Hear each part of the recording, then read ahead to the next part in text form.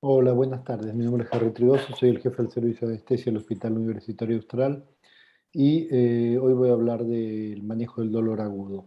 Nos vamos a centrar en el manejo del dolor agudo hablando del modelo clásico de dolor agudo, que es el de dolor agudo posoperatorio. Así que vamos a desarrollar un poco los conceptos de qué es el dolor, cómo medirlo y cómo tratarlo, sobre todo en el ámbito del dolor agudo. Así que vamos comenzando con lo siguiente. Bueno, en cuanto a las definiciones, primero tenemos la definición de la IASP que habla de una experiencia sensorial y emocional desagradable relacionada con el daño real o potencial de algún tejido que se describe en los términos del mismo. Es decir, una, una experiencia sensorial que no es agradable y está valorada a un trastorno físico. Una definición un poco más sencilla es la que hace McAfee, quien nos habla que el dolor es cualquier cosa que define el paciente que sea como dolor en cualquier momento definido por el paciente. ¿Esto qué quiere decir? Que al paciente hay que creerle inicialmente cuando dice que le duele. Y a su vez tenemos otra definición un poco más clásica de Sigmund Freud, donde nos habla que el dolor, en la mayoría de los casos, la reacción del dolor se produce debido al hecho de que la reacción motriz, la reacción de huida, es imposible en medida que la excitación proviene del interior del cuerpo. Lo cual quiere decir que, por ejemplo, cuando tengo un estímulo de un dolor crónico o un dolor que no puedo tratar, es imposible huir y todo yo me convierto en un solo dolor.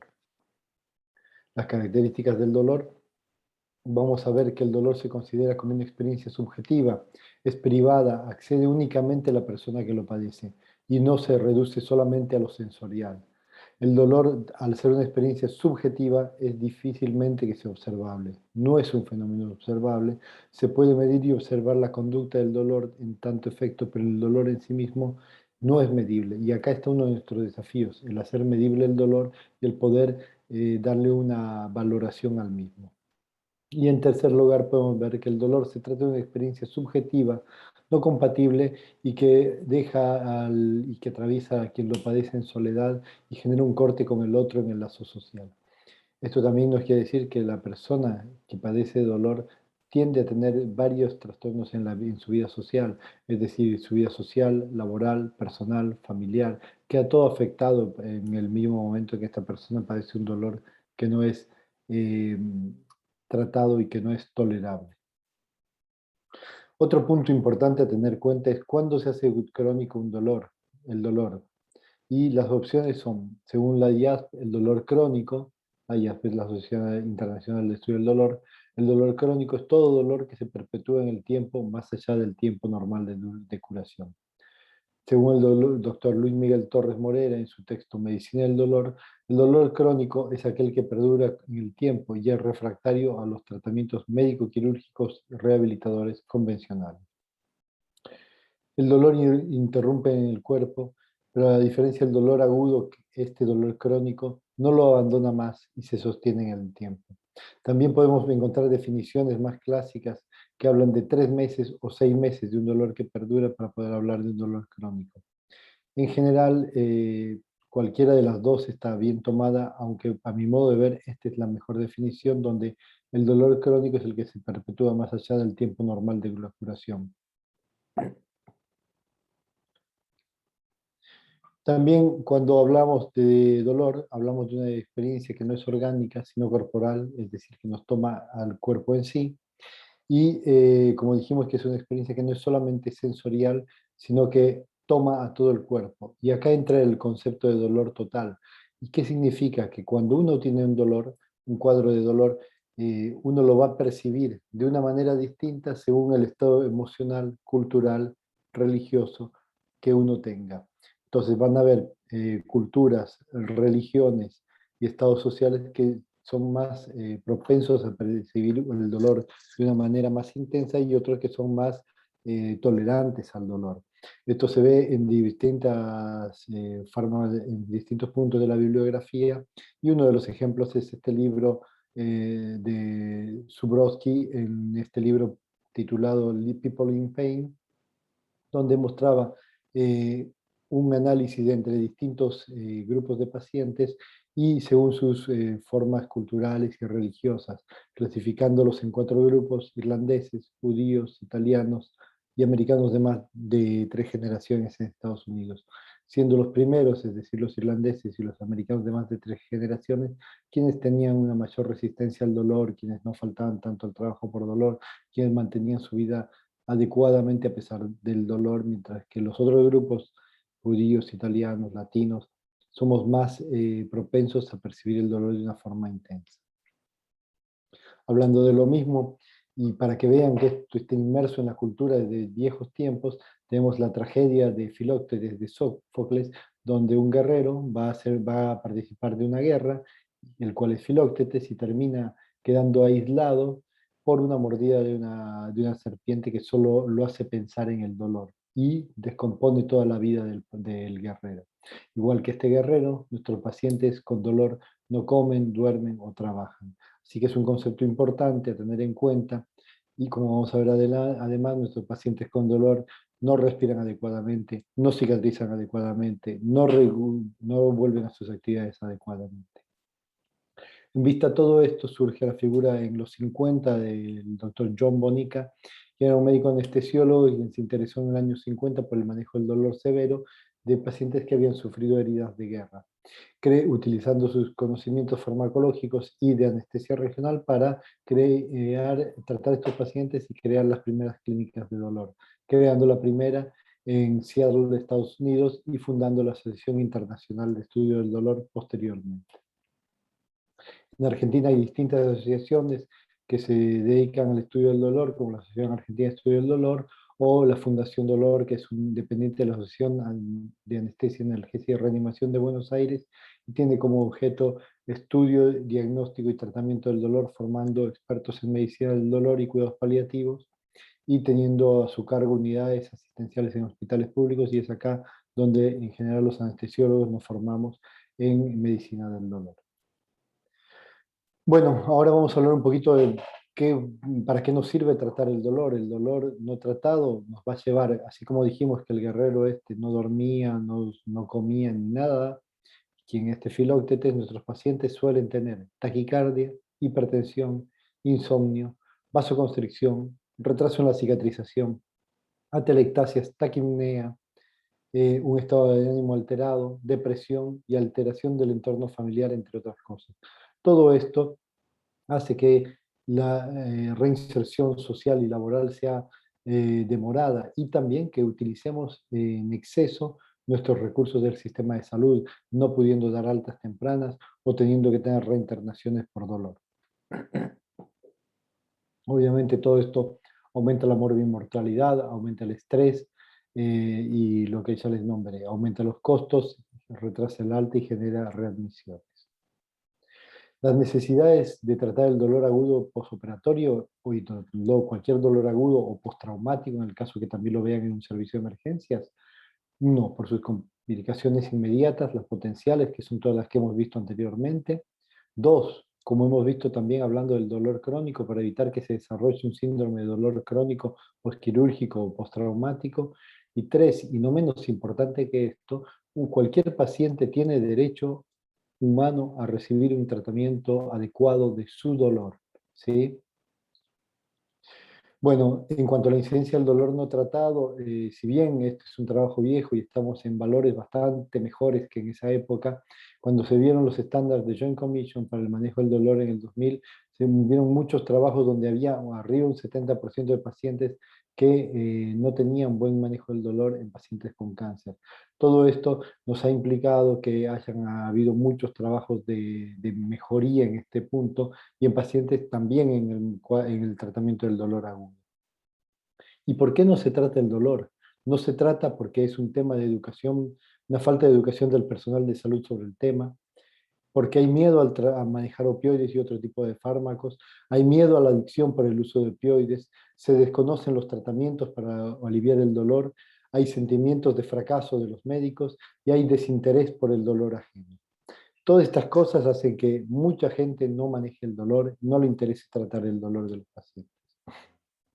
Obviamente, antes de tratarlo, como dijimos que era una experiencia subjetiva, hay que tratar de medirlo. Entonces acá vamos a encontrarnos con dos tipos de escalas. Escalas unidimensionales, como ser la visual análoga, verbal numérica, escala de caras, escala de Aucher, y escalas multimodales, como ser el McGill, el ESAS o el Overstreet. ¿A qué nos referimos? En las escalas unidimensionales vamos a hacer solamente mediciones en un solo sentido, que en general suele ser qué intensidad de dolor tiene el paciente.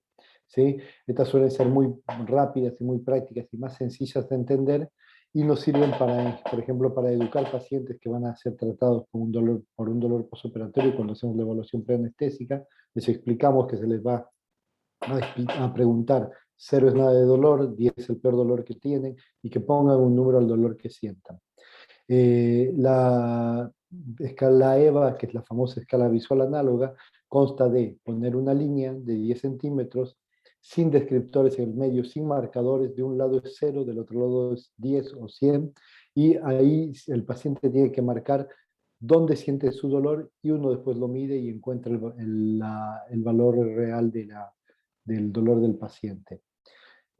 Para pediatría usamos escalas de caras o el Aucher, y ya después, si queremos hablar sobre todo de dolor crónico, podemos trabajar no solo en escalas unidimensionales, sino en multidimensionales, como las escalas de McGill, el ESAS o el Overstreet, que en esta charla no nos van a ocupar principalmente. Solamente vamos a hacer mención al ESAS, que es el Edmonton Symptom Assessment System, donde valoramos dolor, cansancio, náuseas, depresión, ansiedad, bueno, mareos, apetito, eh, cómo se sienten la respiración y otros problemas, donde se encuentran también la forma de, también la vida sexual del paciente. Este es un voucher donde vamos a ir viendo las caras de los chicos. Según las caras de los chicos vamos a inferir el grado de dolor que tienen. Se usan en general las escalas, todos en etapas preverbales, es decir, antes de los 7 años. Bueno, en cuanto a los métodos simples para medir el dolor, ya los habíamos dicho: la escala visual análoga, en la línea, sin marcadores; escala verbal numérica de 0 a 10, esta es la que yo uso habitualmente; escalas visuales numéricas de 0 a 100, tienen demasiados descriptores y a veces los hace complejas; y también escalas más simples, de menos descriptores, como ser ausente, leve, moderado, severo o insoportable. El problema de estas escalas es que suelen tener demasiados pocos descriptores. En general, en una escala verbal numérica se dice que en un dolor dinámico significa tosiendo o respirando profundamente, uno puede tener un dolor tolerable hasta 3, ¿sí? 4 o más es un dolor que hay que tratar, entre hasta 7, hasta 6 es un dolor moderado, y de 7 en adelante se habla de un dolor severo. Tengan en cuenta estos puntos para poder valorar a sus pacientes. En las etapas preverbales en los chicos vamos a hacer medidas fisiológicas. También tenemos este tipo de mediciones como el CHEOPS, donde tengo tipo de llanto, expresión, comportamiento general, movilización de miembros superiores, de miembros inferiores, y verbalización del dolor, si es que el paciente lo puede hacer. El Aucher, que también ya lo hemos visto, y luego de los 7 años podemos empezar a utilizar el autorreporte. Fíjense que en estos trabajos viejos también hay tratamientos. Se ve que el tratamiento del dolor postoperatorio es subóptimo, ¿sí? Teniendo escalas de dolor a nivel de los pacientes muy altas, y anestesiólogos que han quedado poco satisfechos con el manejo del dolor también de una manera muy alta. ¿Qué recomendaciones tenemos para tratar el dolor postoperatorio? Bueno, primero tenemos que hacer guías para optimizar el tratamiento del dolor. Luego tenemos que entrenar adecuadamente a médicos, enfermeras y, como veremos más adelante, también a la farmacia de nuestro hospital. Adecuada información al paciente, es decir, yo, un paciente que le acaban de hacer una toracotomía y no tiene una analgesia adecuada, se despertó y llega, y yo no le puedo preguntar directamente: 0 a 10, ¿cuánto te duele? Porque va a ser siempre 10. En cambio, esto lo debo educar al paciente previo al acto quirúrgico. Esto a ustedes a veces los pone en una desventaja, ya que al ser médicos de emergencias, por ahí les llega pacientes que han venido directamente ya con un traumatismo y no nos da tiempo de educarlos. Y después vamos a tener que utilizar analgesias multimodales, es decir, que podemos usar distintos tipos de fármacos: analgésicos no opioides, adyuvantes, opioides, anestesia regional, PCA, anestesia epidural. Obviamente, como dijimos, en la utilización de los protocolos escritos y medición regular del dolor. Acá este es el equipo multidisciplinario o interdisciplinario para el manejo del dolor que debe haber en un quirófano, donde están el anestesiólogo, la enfermera, el cirujano y la gente de farmacia. ¿Por qué la gente de farmacia es tan importante? Porque, por ejemplo, si yo indico un rescate y no está aceitado el sistema, o para armar un plan y no está aceitado el sistema en que tenga acceso a esa medicación rápidamente, el paciente puede demorarse en obtener la medicación que necesita durante mucho tiempo. En cambio, si usáramos este mismo algoritmo para el sistema de emergencias, tendríamos el médico emergentólogo, la enfermera y obviamente el personal de farmacia. Vamos a hablar de la escala analgésica en dolor agudo. Ustedes han visto que en dolor crónico tenemos una escala analgésica de la OMS donde empezamos por AINES, AINES y adyuvantes en el primer escalón, AINES, adyuvantes y opioides débiles, AINES y adyuvantes y opioides potentes. ¿Sí? Se va de menor a mayor. En el dolor agudo es al revés. ¿Por qué? Porque en el dolor agudo nosotros asumimos que el mayor dolor está en este momento. Y con los días, es decir, entre las 48 y 72 horas, el dolor va a ir decreciendo. Entonces empezamos siempre, si es una cirugía o un traumatismo de alto impacto doloroso, que ya los vamos a nombrar, con opioides potentes, AINES y adyuvantes o anestesia regional. Después bajamos a opioides débiles más AINES más adyuvantes. Luego bajamos a AINES más adyuvantes y finalmente discontinuamos la medicación. Ahora sí, ¿para cuáles vamos a definirlas como de alto y cuáles de bajo impacto doloroso? Normalmente todo lo que es cabeza y cuello, hernias, laparoscopía de abdomen inferior es de bajo impacto doloroso. De impacto moderado, las laparoscopías de abdomen superior, laparotomías de abdomen inferior son de moderado impacto doloroso y de alto impacto doloroso son cirugías de tórax o traumatismos de tórax en mi abdomen superior, columna, cirugía ortopédica ósea. ¿Sí? Todo esto debe ser tratado con mayor intensidad y como una cirugía, como procedimientos que generan alto impacto doloroso en el paciente. Normalmente nosotros en el esquema del hospital tenemos de impacto leve, vamos a utilizar AINES y un rescate de un opioide de potencia moderada, por ejemplo, tramadol, y vamos a pedirle a nuestros cirujanos que infiltren localmente las heridas. Luego de impacto moderado, los AINES endovenosos más un opioide de potencia moderada, ¿sí? Y ahí vamos a hacer los rescates con un opioide de mayor potencia, que puede ser en nuestro caso morfina o fentanilo, y finalmente de gran impacto doloroso, donde utilizamos AINES endovenosos, opioides potentes y rescatamos con opioide potente.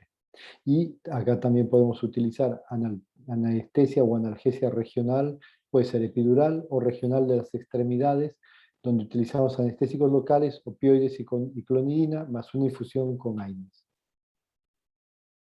Acuérdense que sea cual sea la vía que nosotros utilicemos, todos los fármacos deben de recibir una dosis de carga, hablando de dolor, ¿no? Obviamente, una dosis de mantenimiento y una dosis de rescate. Vamos a hablar un poco puntualmente de los AINES. Por ejemplo, diclofenac tiene 1 miligramo kilo de carga y un mantenimiento de 2 miligramos kilo día.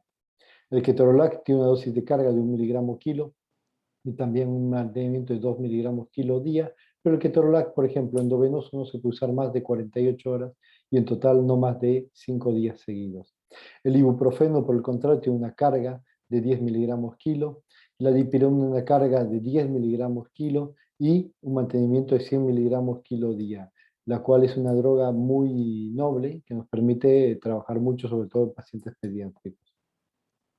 Yéndonos a los opioides, ahora vamos a hablar del opioide potente en excelencia, es la morfina, que nos brinda una carga de 0,1 miligramos kilo, un mantenimiento de 0,3 miligramos kilo día y los rescates con 0,03 miligramos kilo por rescate.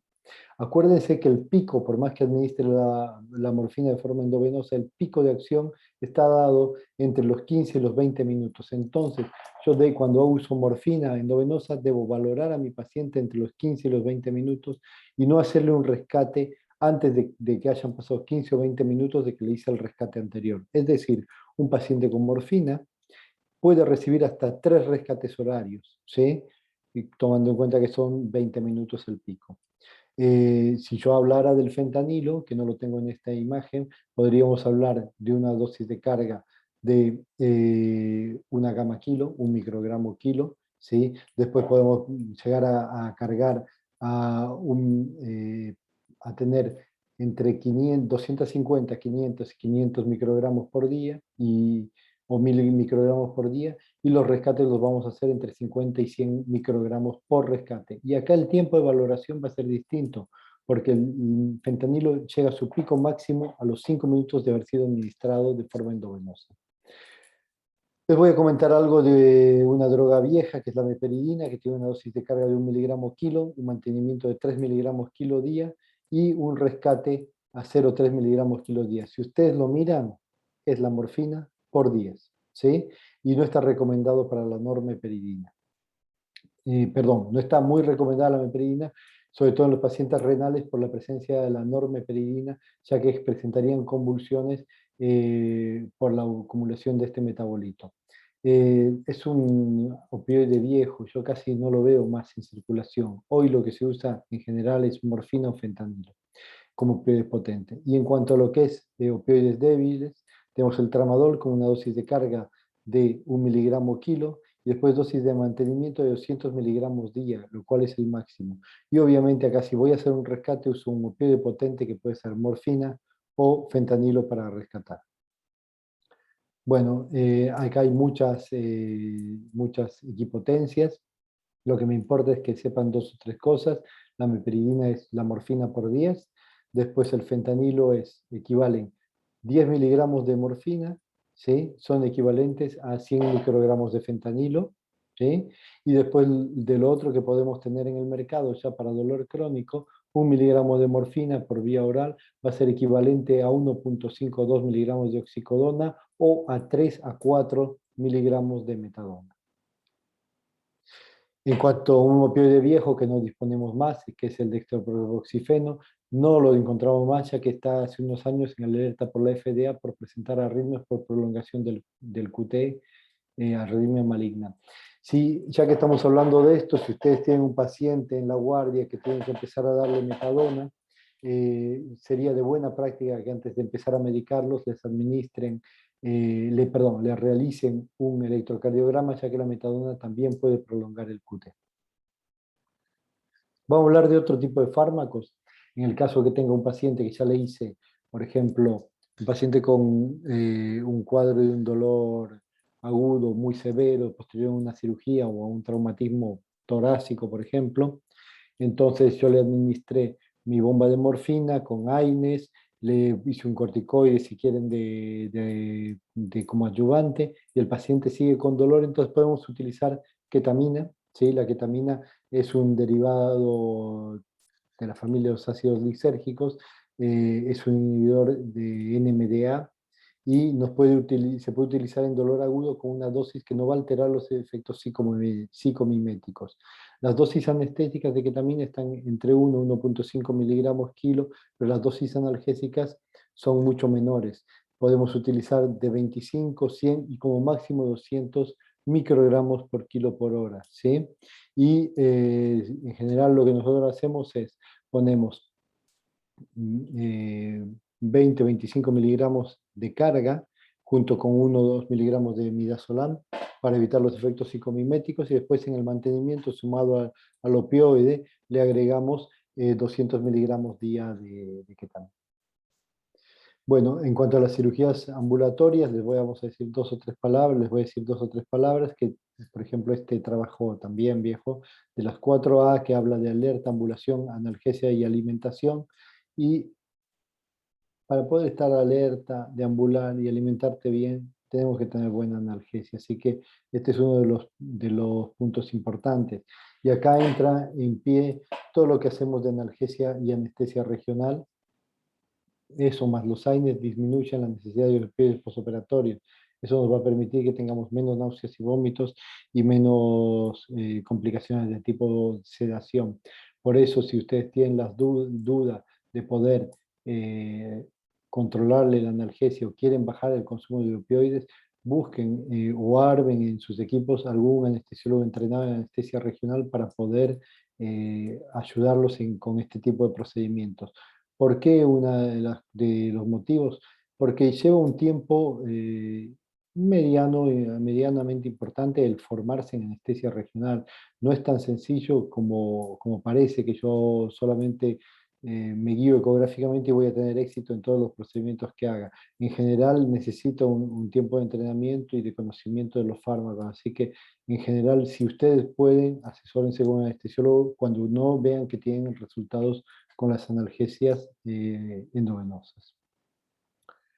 Las ventajas de las analgesias regionales, como les dije, evitan náuseas y vómitos, menos anestesia general, al cirujano lo permiten valorar más rápidamente al paciente, nos permiten menos tiempo de internación en la unidad de recuperación y altas hospitalarias más rápidas. Hay muchas formas de armar una analgesia, no solo regional, periférica de extremidades, sino una analgesia epidural. Esta es la que usamos nosotros, ¿sí? Para algunos de nuestros pacientes. Y uno de los puntos que sí pues les pueden interesar a ustedes, porque por ejemplo, si reciben un paciente que tiene un catéter epidural que está con dolor, bueno, fíjense, pregúntenle al anestesiólogo dónde está la punta del catéter, porque donde se haya hecho el abordaje quirúrgico, donde tenga el traumatismo el paciente, el catéter debe estar lo más cercano a esa altura para poder tener el mejor resultado. Eh, bueno, esto es un poco de planillas de analgesia epidural que no vienen a sentido, pero estos son, como les dije, si tenemos un inadecuado nivel de analgesia, hay que ver que el catéter esté en la posición.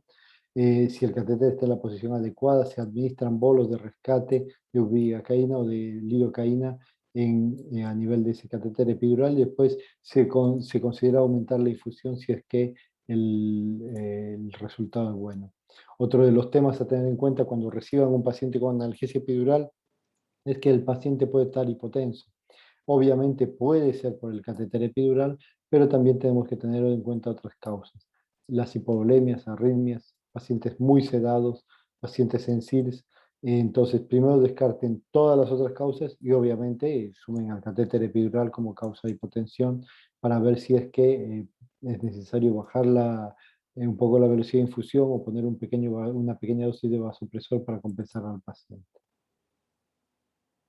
Otra de las cosas a solucionar es el prurito, otro de los efectos adversos, tanto como a nivel epidural como a nivel endovenoso. Nosotros inicialmente comenzamos con difenhidramina, y lo otro que podemos utilizar también es naloxona diluida, si es muy intenso el prurito, siempre teniendo cuidado de no perder el nivel de analgesia. En cuanto a las náuseas, nosotros utilizamos ondansetron 8 miligramos. ¿Sí? Obviamente, un paciente que hizo, otro punto para tener en cuenta, es un paciente que haya hecho fiebre y que tenga un catéter epidural colocado y un procedimiento quirúrgico. Siempre piensen que puede ser por el mismo procedimiento quirúrgico, pero obviamente hay que tener en cuenta que el catéter tiene que haber sido colocado de una forma adecuada y tenerlo en cuenta si es que la fiebre persiste. Eh, Último punto importante, cuando ustedes indiquen una técnica regional, sobre todo epidural o intratecal o algún bloqueo de plexos, lo ideal es que el paciente no tenga ningún tipo de antiagregación o anticoagulación. En cuanto a las antiagregaciones, nos referimos al clopidogrel principalmente, que debe haber sido cortado 5 días antes de realizar un procedimiento. Y en cuanto a la enoxaparina, si el paciente tiene dosis anticoagulantes, no debe recibirlas 24 horas antes de estos procedimientos o 12 horas antes en caso de los procedimientos de las dosis antiagregantes, y los pueden recibir sí 2 o 3 horas después de haber realizado el procedimiento, retirado un catéter o haber hecho un procedimiento plexual periférico. Bueno, nada, un poco más de lo mismo. Y les voy a comentar, porque también puede ver que ustedes tengan pacientes que recibieron un opioide intratecal en el manejo del postquirúrgico o de un postraumático. Para esto nosotros normalmente usamos morfina porque tiene un buen split rostral en dosis de 300 microgramos en única dosis. Y aunque si lo queremos jerarquizar por kilo de peso, lo ideal es utilizar 5 microgramos de morfina por kilo de peso. Obviamente acá hay que tener cuidado con la depresión respiratoria, ya que la morfina intratecal va a tener en general dos picos de depresión respiratoria, uno a la hora de haber sido administrada y uno a las 12 horas. Entonces, sean muy cuidadosos con estos pacientes, deben tenerlos en observación cuando se hacen este tipo de inyecciones. Bueno, nada, un poco más de beneficios de la anestesia y la analgesia regional sobre distintos tipos de cirugías y de otro tipo de analgesia regional como es el bloqueo paravertebral, que es un tipo de bloqueo, no sé si más sencillo porque lo hacemos con menos frecuencia, pero que se utiliza también para cirugías torácicas, para cirugías hepáticas y para cirugías de mama como otras tantas. Hoy en día lo van a escuchar nombrar, existe un bloqueo que está muy en auge y que es muy efectivo y mucho más sencillo de realizar, que es el bloqueo de los músculos erectores de la espina. Son muy interesantes, nosotros lo estamos utilizando cada vez más y los resultados son buenos y nos permite no tener que entrar en el campo de un bloqueo paravertebral que puede ser un poco más riesgoso y sobre todo también nos permite evitar hacer, por ejemplo, una analgesia epidural en el caso, por ejemplo, que voy a anticoagular posteriormente al paciente, como puede ser en una cirugía cardíaca. A tenerlo en cuenta y seguramente lo van a escuchar hablar. Después, para ir terminando, les voy a hablar de la PCA o analgesia controlada por el paciente, donde uno prepara una bomba que tiene una dosis de carga primero y después tiene un mantenimiento que va pasando por la bomba, pero cuando hay que hacerse los rescates, quien se los administra es el paciente cuando siente mucho dolor. ¿Qué otra particularidad tiene esto? Que una vez que yo administré el rescate, la bomba se bloquea. Por ejemplo, si yo programé morfina en los rescates, la bomba queda bloqueada para no hacer otro rescate antes de los 20 minutos. ¿Por qué? Porque habíamos visto que nuestro pico era en ese momento. ¿Sí? Si hasta ese momento el pico no tuvo analgesia, le puedo administrar otro rescate. Pero es distinto de una bomba que usó fentanilo como rescate, donde los picos se llegan a los 5 minutos. Entonces ahí programo en general los lockout, que son los bloqueos, a los 10 minutos. ¿Sí? Si el paciente no tuvo analgesia en ese momento, se puede administrar con mayor anticipación. Bueno, como les dije, implica una participación activa del paciente en el control de su dolor. Si bien la descripción comenzó con opioides, la vía puede ser con cualquier analgésico y la vía puede ser epidural, endovenosa, etc. Y fíjense que aunque para nosotros parece una cosa muy moderna, empezó en los 60. ¿Sí? Nada, tenemos trabajos que nos hablan, fíjense de cuándo son, fíjense de cuándo estamos hablando, para hablar de analgesia controlada por el paciente. ¿Sí? Este sería un poco los problemas logísticos cuando tenemos un paciente con dolor. Normalmente, ¿qué hacemos? Tengo dolor, llamo a la enfermera va, lo mira, le valora el dolor, dice, sí, el señor tiene dolor, comprueba las órdenes médicas, prepara la medicación, le administra la inyección, el fármaco se absorbe y le da alivio del dolor. Cuando tenemos una PCA bien programada, el paciente siente dolor, se administra la medicación y obtiene el alivio de su dolor mucho más rápido. ¿Sí? Fíjense todo lo que gana el paciente utilizando una bomba de analgesia controlada por el paciente. Esto nos va a permitir individualizar el control del dolor, evitar la incorrecta prescripción de fármacos y administrado por los enfermeros, evitar los problemas logísticos, pero para esto el paciente debe comprender el método y estar dispuesto a participar en él. Como fundamentos, tenemos que tener una bomba, el cual se autoadministra la dosis, sea por vía endovenosa o por vía epidural. Como les dije, hay un timer que impide la administración de otro bolo del rescate adicional hasta que pase un tiempo determinado. Y la mayoría de las bombas ofrecen la posibilidad de tener al mismo tiempo una infusión que nos permite tener mejor control sobre todo en las horas de sueño. ¿Sí? Como siempre, dosis de carga, la infusión planificada, los bolos y planificar el intervalo de seguridad. Las vías de administración de la PCA son endovenosa, que es la forma clásica, la epidural y la subcutánea en pacientes, por ejemplo, que no tengo otra forma de acceso. Acá en la subcutánea en general se utilizan más bolos que infusiones, obviamente. Las indicaciones son para procedimientos de alto impacto doloroso. Y las contraindicaciones son un paciente que no quiere colaborar, un paciente que no es capaz de realizarlo, cuando estoy detectando que el equipo lo manipulan los familiares, cuando no tengo el personal médico y de enfermería entrenado, o cuando tengo la falta de una unidad de dolor agudo o de gente que lo pueda controlar adecuadamente. Bueno, como hemos visto, hay varias técnicas para el control del dolor. Esta en particular es una técnica eficaz que nos sirve para para los procedimientos y los traumatismos de alto impacto doloroso. Necesitamos que el paciente colabore y tenemos que tener unas bombas especiales. Y obviamente equipo de médico y de enfermería entrenados para poder solucionar los problemas. Eh, bueno, creo que este ha sido un paneo rápido de todo lo que es la medicina del dolor y bueno, nada más que agradecerles por su atención. Espero que les sea de utilidad y a su disposición para lo que haga falta. Nada más. Buenas tardes.